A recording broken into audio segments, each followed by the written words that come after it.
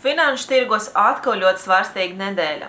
Pagājušā nedēļas sākumu diez vai var raksturot kā mierīgu, jo pirmdienas un otrdienas kritums bija ātrs un strauji. Negatīvas noskaņas jau tradicionāli nāk no ārzemju tirgiem, kur ziņas par MF Global, maksātnespēja un Grieķijas iespējama referendums atricināja tirgu.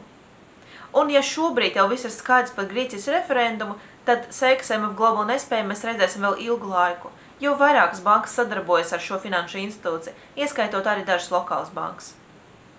Jau tradicionāli ļoti jūtīgs uz šo ārzemju kritumu ir Tallinas birža, ir Tallinas tirgus, kur pirmdien un otrdien piedzīvotais Nasdaq OMX Tallinn indeksa kritums sasniedz 7,55%. Interesanti, ka Lietuvas biržā, kura bija cieta pirmdien un otrdien sakarā ar valsts svētkiem, tieši arī neko nedarīja tajā laika, netirgo, līdz ar to nepiedzīvoja šo kritumu. Pašmājos birža mēs varam redzēt, ka notiek tirdzniecības līdera maiņā. Tā, kādreiz ļoti aktīvu Grindeku, šobrīd aizvieto Rīgas kuģu būvētavas akcijas. Un jau vairākas nedēļas pēc kārtas varam redzēt, ka tieši Olinfarm un Rīgas kuģu būvētavas akcijas paturas investoru uzmanības centrā. Interesanti, ka pagājuša nedēļa publicētas ziņas par Olinfarm aktīvu darbību aptieku biznesā investori praktiski noignorēja.